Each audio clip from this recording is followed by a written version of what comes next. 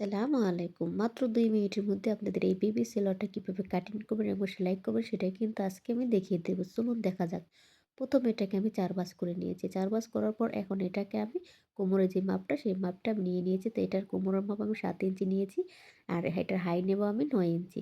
তো এই ৯ ইঞ্চির কাটার পর এখন এটাকে আমি সুন্দর করে একটা বক্স করে নিয়েছি। এখন নিচের যে সেলার সে হাইটা মানে মুহুরিটা সেটা নিয়েছি আমি ৬.৫। তো এটাকে ৬.৫ নিয়ে এখানে আমি চক দিয়ে দাগ কেটে নিয়েছি। দাগ কেটে নেওয়ার পর এটাকে আমি খুব সুন্দরভাবে কাটিং করে নেব। এটা কিন্তু খুব সহজ। আপনারা বড়দের এরকমভাবে সেলোয়ার কাটিং করতে পারেন। তো দেখুন আমার কাটিং করা হয়ে গেল।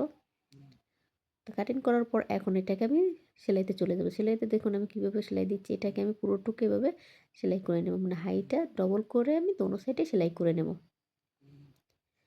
তো দেখতেই পারতেছেন আমি কিন্তু সেলাই করে নিচ্ছি। তো এভাবে পুরোটুকু সেলাই করা আমার হয়ে গেল। এখন আমি যে মুহুরি এখন আমার হাই সেলাই করা হওয়ার পর এখন আমি মুহুরিতে চলে যাব। তো মুহুরিটা কোনটাকে বলে পায়ের নিচের যেটা সেটাকে মুহুরি বলে। তো এই মুহুরিটা দেখুন আমি ২ টা ভাঁজ করে সেলাই করে নিচ্ছি। যদি আপনাদের কোথাও কোনো অসুবিধা হয় সেটা কিন্তু কমেন্টে জানাবেন। আর যদি ভিডিওটা ভালো লাগে অবশ্যই লাইক কমেন্ট শেয়ার করে রাখবেন পরবর্তী ভিডিও দেখার জন্য। তো এখন এটাকে আমি যে মুহুরিটা সেলানোর পর নিচে আমি একটা লেস বসাবো। তো অনেক আপুরা বলেন যে আপু উপরে লেস বসালে ভালো লাগে না। আপু উপরে বসালেও ভালো লাগে, নিচে বসালেও ভালো দেখা দেখা যাচ্ছে যে একটা নরমাল কাপড়ে যদি আপনার লেস বসান, যেভাবেই বসান না কেন খুব সুন্দর লাগবে। তো এটার উপর যার যার চয়েসের উপরে ডিপেন্ড করে। তো এইভাবে আমি মানে নিচের যেই মুড়িটা সেখানে কিন্তু আমার লেস লাগানো হয়ে গেছে। এখন আমি ২ মুখ একসাথে করে ২ মানে ২ টা একসাথে করে আমি এটাকে সেলাই করে নেব। তো দেখুন পুরোটুকু আমার সেলাই করা হয়ে গেল। এখন আমি রবার্ট লাগিয়ে দিতে যাব। তো রবারটা কিভাবে আমি মানে মাপ নিচ্ছি সেটা দেখতেই পারতেছেন। এখানে রবার্ট যতটুকু নিয়েছি মানে কোমর যতটা তার অর্ধেক আমি রবার্ট নিয়েছি। রবার্ট নেওয়ার পর 1/2 ইঞ্চি বেশি নিয়েছি এই সেলাই করার জন্য।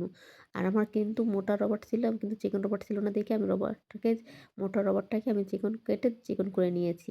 তো চিকন করে এখানে আমি রবার্টটার সেলাইটা নিয়ে নিয়েছি। তো সবার রবার্টটা আমি কীভাবে সেলাই করতেছি সেটা কিন্তু দেখিয়ে দিচ্ছি।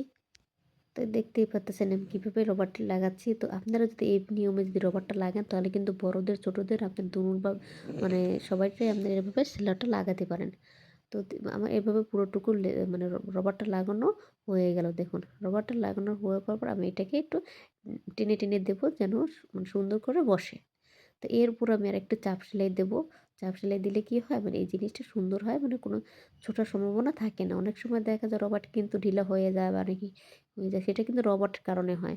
হ্যাঁ? তো এখন এটার উপরে আমি এটা সুন্দর করার জন্য এখানে আমি আরেকটা চাপ সেলাই দিয়ে দিচ্ছি। তো চাপ সেলাইটা দেওয়া হয়ে গেল। তো আমার রেডি হয়ে গেল সুন্দর প্লাজো, বেবি প্লাজো। তো আপনাদের যদি এই বেবি সেলোয়ারটা ভালো লাগে অবশ্যই কমেন্টে জানাবেন। আর বেবি সেলোয়ারটা কেমন লাগছে সেটাও কিন্তু কমেন্টে জানাবেন।